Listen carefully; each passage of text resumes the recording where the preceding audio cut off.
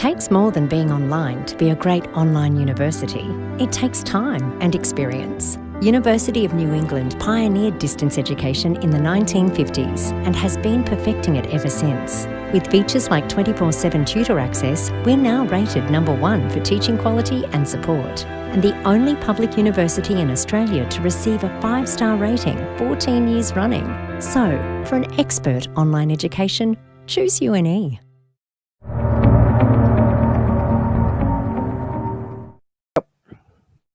Thank you very much for agreeing to be interviewed for Law 499. Can you tell us a little bit about your background? Yes, I did a PhD in law, in corporate governance specifically, and director's duty, and I've since published more widely than that, but I think the grounding in that degree and the excellent supervisors I had bring me to academia and gave me a lot of insights to academia and continued to mentor me as a academic. So that's my background, and I've also studied other areas like economics, politics, risk and security management, and international business law. So I have altogether 7 degrees from Australia, New Zealand, and England. Oh, thanks, Angus. We should say you're a senior lecturer in Hong Kong Baptist University in Hong Kong, and for disclosure, you were actually my PhD and been a co-author, and we've known each other a long time, which is fantastic. Yes. So let's get into my first question, which is, what do you see as some of the legal issues relating to new technologies and innovations? The first thing is that the law is trying to catch up on new technologies. It moves too quickly and across boundaries. So there is no such thing as nationalities for technology, and it moves in the cyber world. So we're currently kind of at the beginning stage of the digital business world, and we're moving to the cyber world where everything will be automated and things will get more intense with the technological disruption. So the law at the moment is still grappling with these issues and wondering how to regulate technology, because it has no pain, it doesn't need to be incarcerated, and you can't find a robot for money because it doesn't have the notion of money. And finally, the people that run it, they've always say things like artificial intelligence, it's like a person that grew up, they can't control it once they let this artificial intelligence grow. And so the person that does the programming or coding would say, I've only taken care of the baby, but it's all grown up, so it's not my fault. I can't control it. So these are things that the law is grappling with and still at the early stage of the discussion. And institutions, which traditionally regulates people, find it a very big enigma to regulate this. Yes, indeed. So could you develop a little bit more, and obviously from a Hong Kong, but also you work in Australia and New Zealand, and I know you've been doing some work in breach reporting and data breaches and that sort of area, and some of your publications will be included in our reading list. But can you tell me some more views on either blockchain or big data, artificial intelligence, chatbots, social media, those sort of topics that the students will be studying, some particular things? Certainly. Let's start with big data. Big data, I've seen quite a lot of interest in terms of competition law, because big data is where you take the big data and then you run data analytics. So I happen to teach a module called the Law and Economics of Data Protection for a Masters of Science in Data Analytics and Business Economics. So mine is an elective that's the only law elective in that course, because everybody is into machine learning, how to do coding, how to do data analytics. Now, what big data found was that big data is out there that anybody could grab. So there's sometimes no real ownership issues with that, because it's from all channels. And then you have coders who data mine data and so forth. From there, that means it goes into what everybody read on their emails, on their smartphone, what things people say, even sounds are now digitized. So the issue is that what everybody does is in this big, cyber world, and big data can sometimes overwhelm a smaller business because it then can draw on many things that how consumer behave, companies behave. It can even do little simulations of strategies of how to win on the other. So for instance, hedge funds are now using big data and data analytics to be the core aspects of their profit margin. Some hedge funds have drawn between 12 to 20% profit by using big data and data analytics for their investment strategy. So that's a huge area. Blockchain is still an area that also has vulnerabilities. It can collapse. People can corrupt the system by deliberately making errors. And so tracing those things are hard.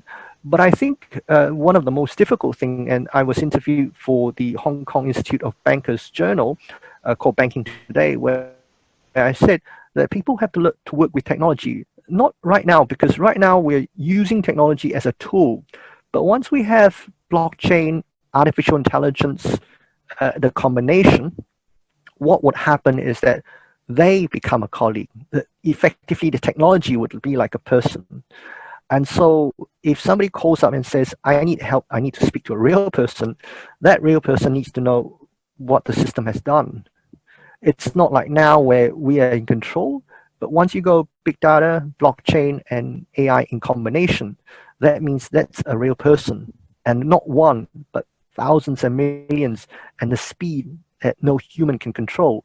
So the other area, one of the most contentious area is how people work with machines, that you have to treat the machine like another person.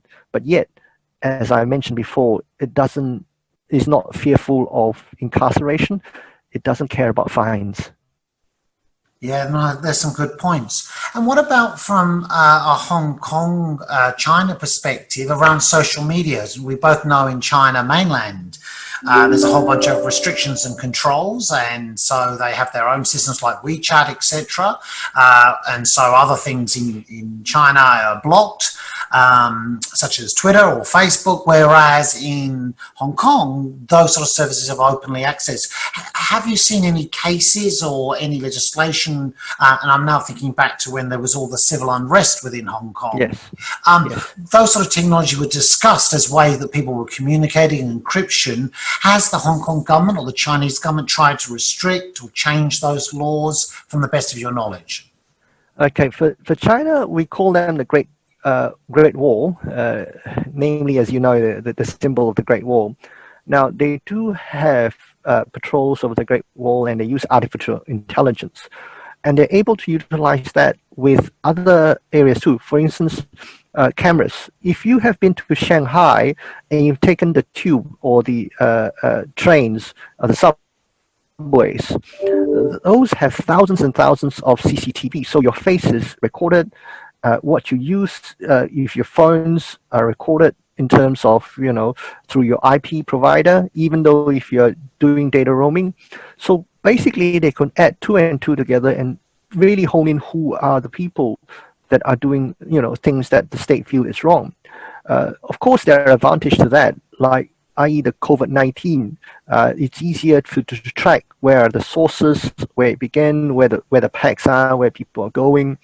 So the privacy issue is a key issue, but the Chinese, the younger generations, tends to be more conscious about privacy issue because when I'm trying to teach data protection, the first thing I start out was privacy and human rights, and you can see the faces draw a blank, and they go like, "Oh, okay."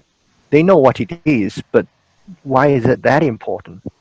If it draws benefit, because what it draws benefit, for instance, in Shenzhen, is that people don't cross the roads without a traffic light. And I was thinking, why? At one stage, I did cross it without the lights, and everybody was standing there waiting for lights. Oh, then I realized somebody told me there's CCTV, and if they found that it's you, and then what they'll do is they'll debit money from your WeChat account automatically, so you don't even need to front a magistrate or a judge, and they've got all the evidence because you're caught on camera.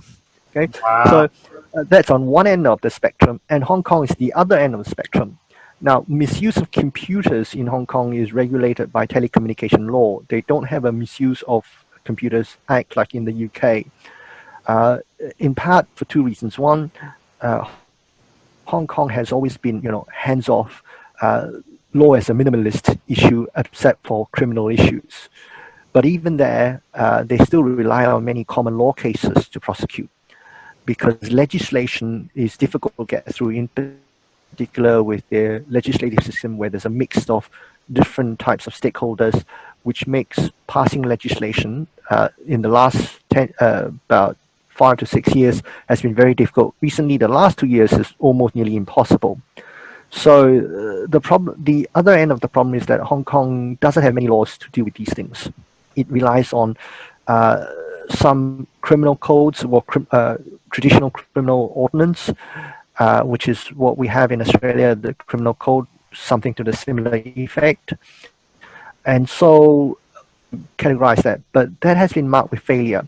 Now, before I go to the social unrest, there was an issue where a high school teacher took a photograph of the exam papers and then used the phone to send it through WhatsApp.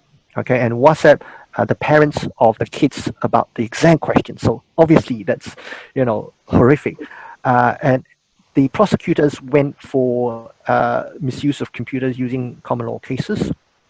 The judge says it's the smartphone. It's not a computer. So threw the case out. So even though the teacher's fired, but they weren't held criminally liable for giving the exam questions to the parents for money. I don't remember whether it's for money or not, but certainly gave some parents the questions. So that's the issue. And for the social unrest, they find it hard. The only way they could do that to tap into those issues is to get a search warrants for the smartphones. And this morning, 2 activists in Hong Kong has challenged 3 magistrates' warrants that they were given to the police to search the phone, because they say once you search one phone, you can search the phones of the other people that they talk to or send messages to, which if the 2 person that is talking about, they say combined they communicated with over 300 people. So therefore, you could access that. And today they went to the High Court to challenge the warrant because it's too broad and vague in terms of wording, and therefore anything on the phone could be caught. So that's the quite opposite end of China, where they could access everything, and Hong Kong still find it very difficult. Yeah, thank you. Last minute we've got left, Angus. What are your thoughts on the next 5 to 10 years? What are some of the big issues in law and technology? I think finding people or technology itself accountable.